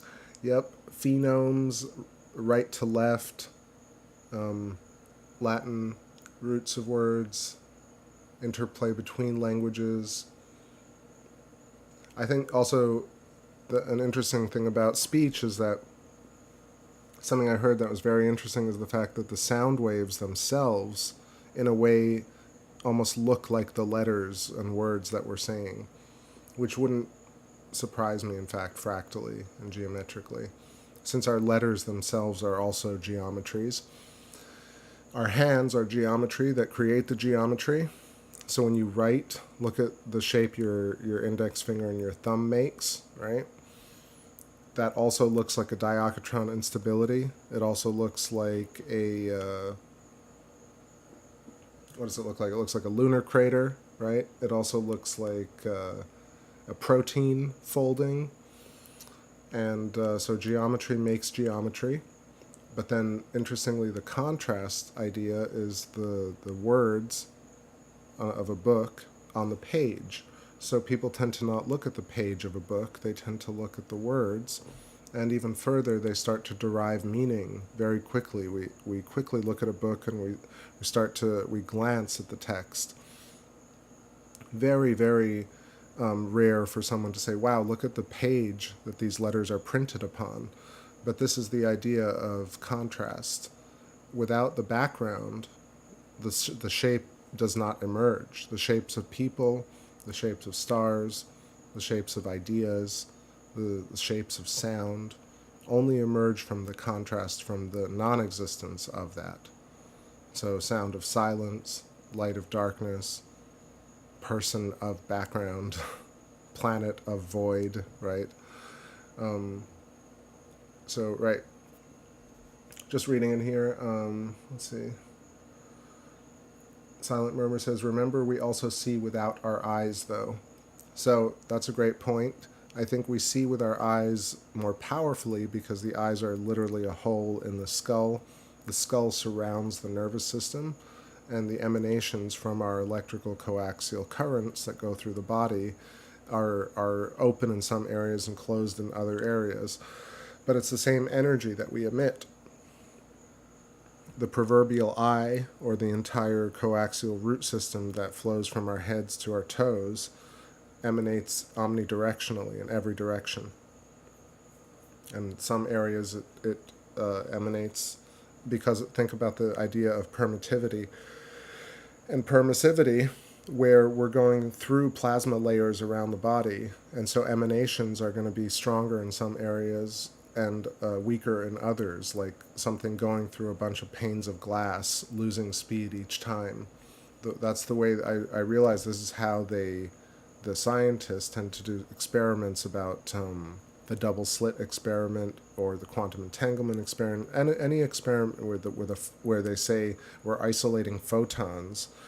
I believe this is one of the methods that they use, where they basically send a beam of light. Already that's a tiny beam of light, but they send it through a whole series of filters that actually just keeps cutting down the amount of light going through till at some point you get really what they say is a single discrete photon packet popping through the last filter, and that's how it's measured. Now, I think at some point we have to think about the idea of not the particle wave duality, but the fact that discrete packets don't exist in the universe. We only decide to qualify things as discrete packets or individual chunks or bits of things, so that we, as the universe, are able to quantify things by saying it's one of something or two of something. But the universe itself, every one and every two, is already completely connected because it's an emergent property of the universe itself. So nothing is not connected from its origination to begin with. Therefore, nothing is one and nothing is two, but we need to say that something is one and something is two in order to exist. This is the rub, so to speak. If I'm missing your comments, it's because I'm all the way at the top, just still reading things. Like, I feel like I always miss these things, and I'm just making an effort to get through. Attack Helicopter Cat says the genetic code is patterns of... Yeah, I read that. All right. Yeah, we're talking about McKenna. That's what I want to make a point about. Terrence McKenna, Sheldrake, and Alan Watts. But really, or actually, I don't want to compare them all, but let's just say that while I love Terrence McKenna still, he got to a place that I felt was a little bit akin to the Doomsayers or the Doomsdayers today, where a lot of his later in life interviews were about how the human race was doing so poorly, and we had to course correct, and we have to fix things. And I just feel like the truly Zen people that I admire, like Rupert Sheldrake and Alan Watts, tend to say, look, it's just fine. It's fine. To exist is enough. To exist is already doing the deed. And I think that's much cooler. It's just like, so what? Like, you don't have to save things. Who says that we have to save things, right? I don't know, and I think that there has to be some sort of contrast between people that want to save things and people that don't want to save things. This is the experience of the universe. But that's my take on McKenna. Like, I do love the machine elves at the end of time drawing us closer together. That's in a way entanglement, right? He was sort of talking about entanglement. I know it's a black screen here. I feel like I'm just waiting out these clouds and chatting for a second. Wow. It is white out. All right, let's put a pre-recorded clip.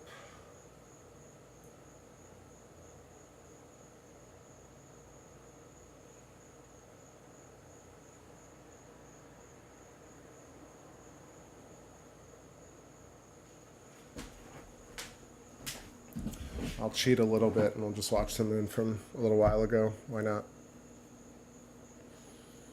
I see Justin T. What's going on? Been a while. Welcome. Wait, how many comments did I miss? Let's see. Hey.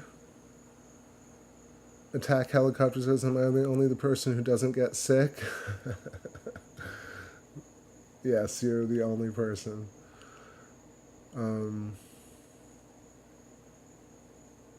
Cybercelli says, please consider that each of the noble gases transmute from one to another in a never-ending cycle, from one to the other, must carry over common properties. Well, I think that the periodic table really is like different oscillations of the same thing, right? So just an emergent property of the unified field. You get these different stackings of electrical flow and discharge in hydrogen atoms, and it just starts to create more and more complex molecules and exotic combinations of matter. And I feel like, one, we haven't seen all the combinations of matter yet. I don't think we've seen all the elements of the periodic table yet. There's probably a lot more coming over the next, let's say, few hundred years. And why wouldn't the universe be infinitely fractal? It just makes more sense that way. So I wanted to say something earlier just about these tubes, and I still have the image here, so I'm going to pull it back up just before I forget, because the whole Big Bang idea is something that it's so hard to... I don't want to say it's hard, because for me it's not that hard to do it. But I think it's hard for people to, one, get away from the idea that the Big Bang is 100% true, But two, the people who don't like the Big Bang, I think it's hard for them to accept any version of the Big Bang. So I think the most difficult thing is probably a mix of both. So the idea of the Big Bang here, I think one is it's the name of it, and two, it's the fact that Einstein is is kind of a cult of personality at this point, right? People either love him or hate him, and there is money to be made in him being popular. So anytime there's an opportunity to say Einstein was right, or check out this image of Einstein, then you bet that's going to go out on the blogs and the socials. So in a way, I talk about Einstein because he's kind of synonymous with this idea of black holes. And people don't really think about this, but let's say we have this idea of a black hole, which is the top of a Birkeland current sheath, or a hypotrochoid, or an hourglass, or the core of an apple, or a human biofield cone, or a pinched cylinder. Again, not trying to be annoying, just trying to superimpose all the terms that are used to kind of describe the same shape here, just to show the fact that like this shape is really ubiquitous, and the fact that it's extremely important, and the fact that this exists in our wires and cables right in front of you when you plug this into a wall. The wall is coaxial cables. Our cable is coaxial cables surrounded by sheaths. So if you want to see what it looks like up close, you can cut a wire in half. Don't do that. Or look at your hand. Don't do that. Don't cut any of these things in half, but look up pictures of cross sections of fruit, of arms, of wires, and you'll see this shape. So anyway, I want to talk about the Big Bang. So the Big Bang shape is just one side of this structure. And the Big Bang itself could be a plasmoid event, right? So what if the Big Bang was a percolation, or like one of these? Let's say this braid right here, this coaxial filament, is the size of our entire universe. And these two wires crossed and created a spark, a star. And this star, if you look at the section of a Big Bang, I kind of maybe should delete some of this stuff. Let's see if that works. How much will go? Damn, not a lot. Anyway, I kind of like this thing, but I'll take a screenshot later. Let me clear the board here and just draw it anew, afresh. Let me see if I'm missing comments. Renegade, explain steady state to me succinctly. I think I've definitely heard about it, but just remind me exactly what you mean by it and why you don't believe in the Big Bang. Just for discussion's sake.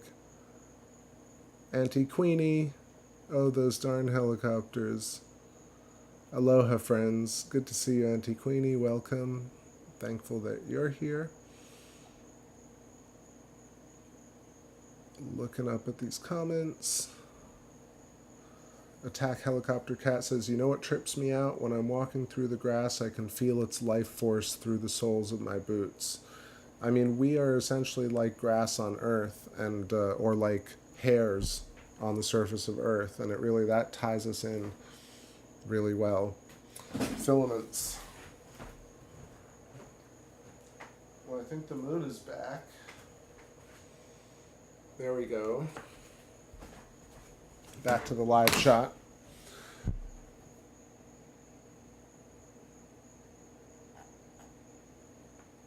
Okay, so I wanted to sketch here this idea of the Big Bang because, again, I think it's difficult to find the middle ground, but it might be necessary to move forward because, like I mentioned, the Thunderbolts Project video of recent where it's like the Big Bang never made sense. When I watched it, I just had a completely different feeling that I normally have from Thunderbolts Project videos where I'm like in pretty much 80% agreement with most of the things they're saying. And that video I felt off about. I felt like this is just baby with the bathwater, not even trying to comprehend any part of why people think Big Bang is real and why there's math behind it, just any of the detail really. And I feel like finding a measured approach is more challenging. So that's why I want to go down that rabbit hole. So I'm just going to sketch it here, but let me see, can I just dim this myself? I can. Just dim this down, Luna, for a moment only. But just because the idea of the Big Bang right now is that there's a spark where there was nothingness, right? Nothingness into everythingness. Giant, massive expansion, all dust, matter, things, all spin, right? Original spin, original sin, come out of the Big Bang. Now we have everything, including Earth. But that's the idea. So let's say the nothingness into somethingness is the wrong part, or a part that we can modify or augment, because string theory has already done that.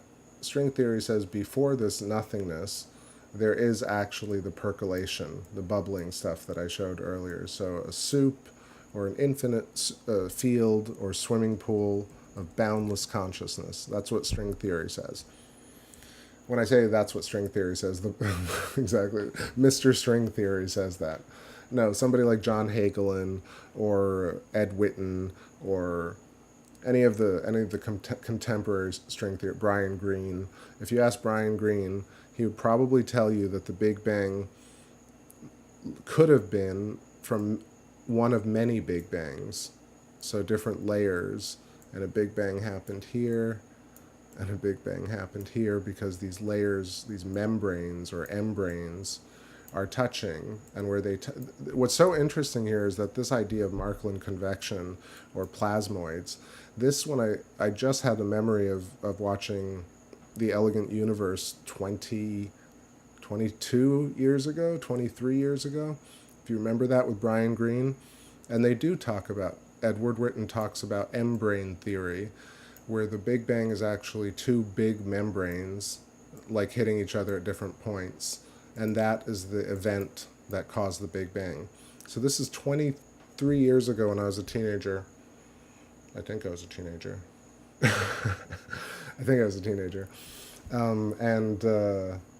Yeah, so they were talking about membrane theory and how this was the cutting edge science, right? So Big Bang has an origin, so we can throw that out and say the Big Bang is not entirely wrong just yet, but nothingness into somethingness never made sense, and here's how it could make sense, is because we have potential energy in the form of dark mode plasma that ends up getting entangled, and the entanglement creates a plasmoid. That plasmoid becomes conscious. That consciousness at the scale of the Big Bang or universe, or at this tiniest quantum scale, a hydrogen atom, same thing. I know that that's a stretch for many, but if we imagine that, we can sort of start to get the picture geometrically. So string theory already answers the nothingness into somethingness. Let's say the structure of it now. If you look at all the graphs of a Big Bang, you'll see that they'll show you this expansion, this cosmic expansion. And it looks like this. And they'll show you, tons and tons of condensed galaxies and quasars and stars and planets, and then less and less and less and less, less and less and less and less. So this one event, and they'll show you this cosmic inflation, and they'll show you this bell chart. And they'll say, this is the furthest out you can see. We're looking out into trillions and trillions of years back into the past, and the light coming to us from this distance, redshifting because it's actually expanding. So this is the idea of the Big Bang contemporarily. And what's missing here is this, the rest of the sheath, so to speak, or the pinched plasma tube. So here we have now our proper hypotrochoid, and we have a symmetrical pattern that now is what we see constantly in nature, in the human form, in the form of resonance, And so the Big Bang can now be augmented geometrically. So first it can be augmented by the existence of matter prior, basically superimposed potential matter. What that means is that, again, it's like your arm being able to move in any direction. Before it's moved in any direction, there's the potential for it to move in any direction. Therefore, the oscillation that exists when you move it was there before you moved it, and then you chose that one. And so the superposition of all of that now falls into play. And now you have the geometry of it. So either it's omnidirectional, so the universe expands in all directions, but the big thing here is maybe it's an oscillating universe, right? Maybe, yes, there are layers to the universe that are pushing outwards, but there are also maybe new layers being created next to us. This is what's not necessarily talked about. So if we imagine this dot being a human being, and our shell's like this, our birth memory is here, yesterday is over here, being a teenager is over here. And so we're resonating with, oh, I remember that, I remember this much better, and I don't remember that much at all.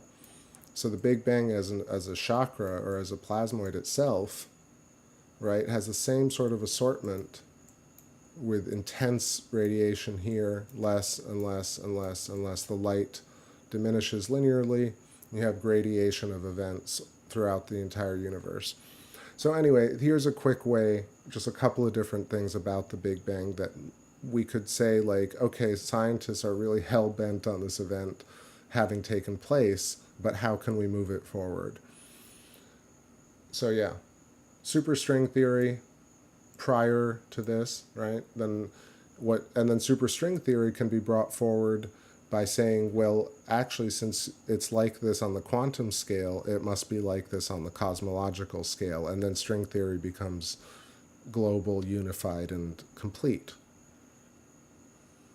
I guess complete to a degree. String theorists would also have to accept that electric filaments ran through every discrete packet that they assume is individual floating in space. But there's a lot of stuff we need to work on, I guess. But that's Big Bang, evolved versus Big Bang thrown out. Let me read some comments here.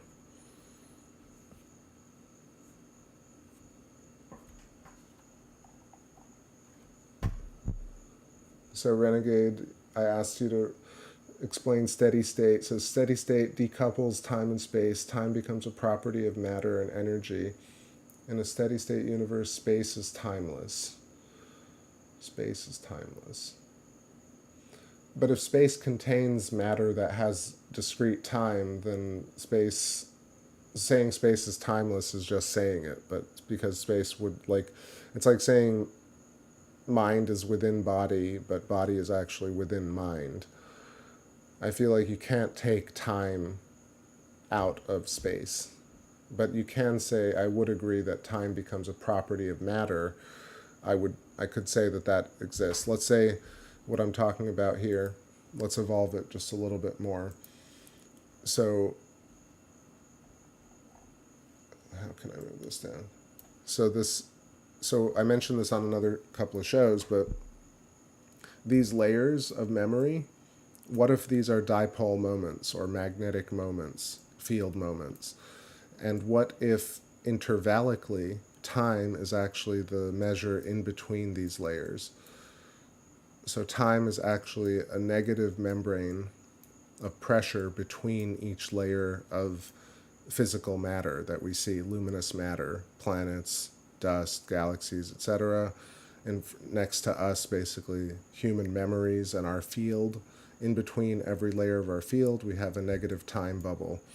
So as an oscillation creates from a plasmoid, every plasmoid creates its own time intervallic bubble, or its own time bubble as an intervallic layer between memory layers. Therefore, time can now be a property of instantiated by matter.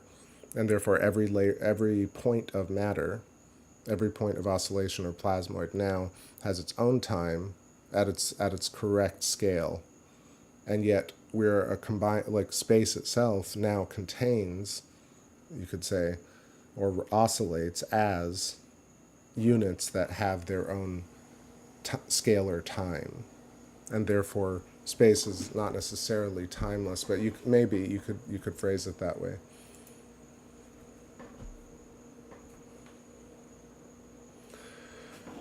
Attack Helicopter says, not catching everything, but you're saying, well, redshift just basically means something moving away from you, right? So in alternative circles, redshift is a debate, right? There's an idea of that was proposed by Velikovsky, but ultimately by Halton Arp in the last 50 years, where Halton Arp discovered that redshifted galaxies and quasars can coexist in the same connected either branched galaxies or the spiraling arms of larger galaxies or quasars. And quasars are quasi-stars. Galaxies are stars with spiral arms. So I think in the context that I'm at, like if I were to bring everything and try and bring it to a logical or state of being, a simplified state of being, I'd say that pretty much stars, or these points of energy, these pinches, are everything. At different types of stages of their lives, they not only radiate or emanate a certain color, so that's what really redshift is, or blue shift, is that it's a determinant of age. And this is the proposition of somebody like Halton Arp, where he said, well, maybe redshift is not because the universe is actually expanding, it's because things redshift when they move across the spiral arms of a galaxy and they age over time. Their index of refraction emanates and creates spectral lines in the redshifted zone. And so when I'm thinking about that, I'm thinking about the fact that we have blue shifted stars and red shifted stars, and things don't go in one direction. Our universe is a vibrating universe. Everything we see and exist in is vibrating, patterned. So it would make sense that the Big Bang is not an event that came out of nowhere. It would make sense if the Big Bang had a continuum. It would make sense if the Big Bang actually was a natural occurrence event, something that occurred at every scale. And therefore, I would think we could bring it in line by using some of these fractal orders of magnitude or scalar physics orders and just applying them across the board to things that we've seen. So yeah, redshift could be a measure of distance, but it also could be a measure of age. And I think I like the idea of age better now, even more so because of stellar metamorphosis, where over time things start a certain way and then they go through all these different stages. And so pretty much every star has the potential to go through being a white giant, a blue giant, a red dwarf, an orange sun, a brown dwarf, a moon, an Earth, a Neptune, right? So the potential for a human to be anything, the potential for a species to be anything, the potential for a star to be anything, the groundwork for it is fundamental. I think that's really more so where I would be coming from.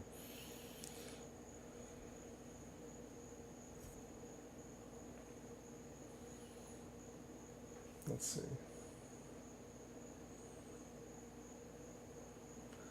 I don't know about the redshift. I don't like when you really study this whole idea that Hubble was putting forth. Even Hubble was saying that an expanding universe could be wrong. So I don't know why people are really hell bent on this expanding bubble universe.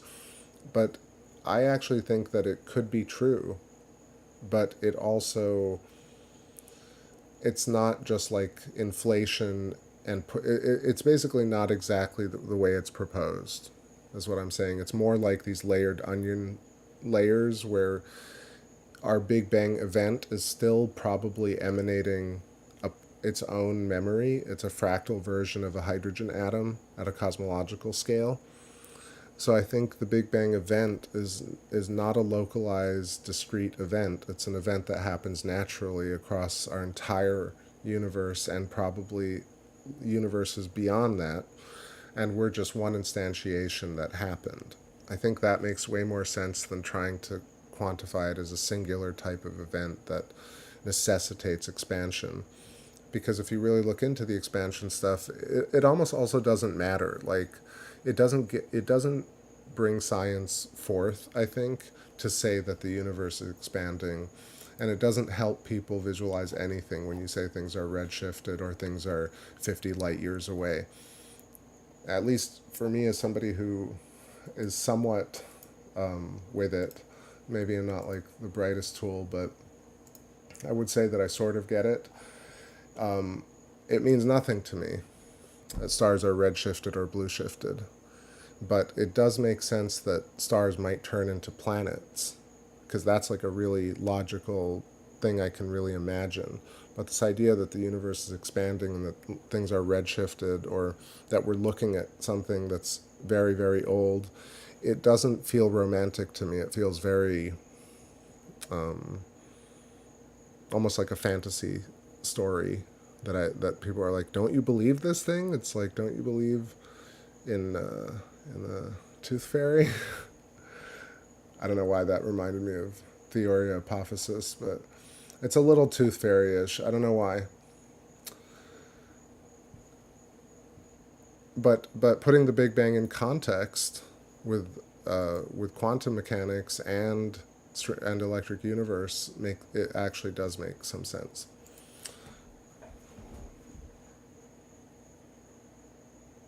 Like a solid state capacitor. Gosh, there are a lot of great comments here. Bear with me while I try and get through some of them. What if, Renegade says, what if time is just a quantum harmonic oscillator? I think the plasmoid is the quantum harmonic, is a harmonic oscillator. I think the word quantum is just, quantum or quanta is something that you can just count. And it's kind of, and quantum is an allusion to tiny.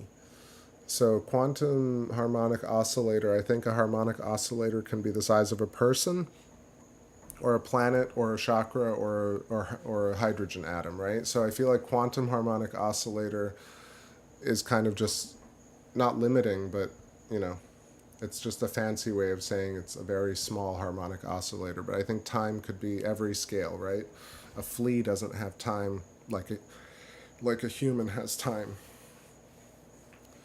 A flea registers its own version of time at its order of magnitude, and therefore time could actually have a physical manifestation as a negative, maybe an entropic layer between a negentropic magnetic moment layer. The smallest countable. And atom is the smallest divisible. But look, they said an atom, atomos, was the smallest, and then they started getting quarks and neutrino and gluons and muons, and I think I like the idea of nothingness as potential wires, and then somethingness as wires crossing, and just take that at every scale, and then we have something that we can look at and get a larger grasp of things. It's fancy language. Come on. It's my quantum carburetor. It's my quantum peanut butter and jelly sandwich. See, it sounds real fancy now. It's my quantum Coca-Cola. Oh, I'll have 2 quantum colas, please. See?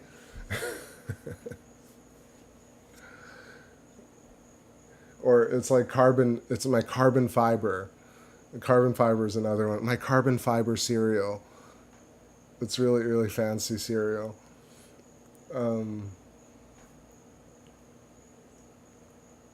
It just means like fancy words don't necessarily are not as fancy as they seem, or as they're alluding to, but it doesn't mean that it can't be fancy.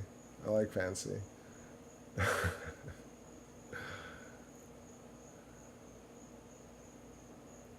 Let's see what else I got here. All right, let's play some music. and I'll take a break because I think I'm getting sore.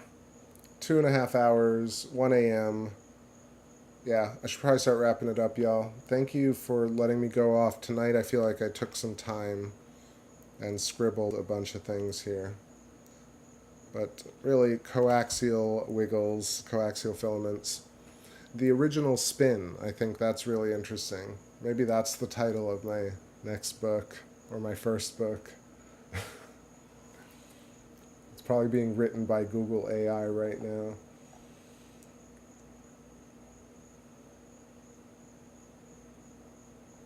So...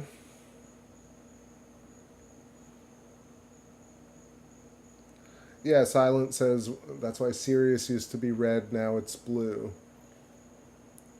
But I just don't know, like, who was doing the measurements on that. I know it sounds silly, but there are just some things that are just like, we had this, and now we have that. And I'm like, where are the pictures? And let me see the spectrograph.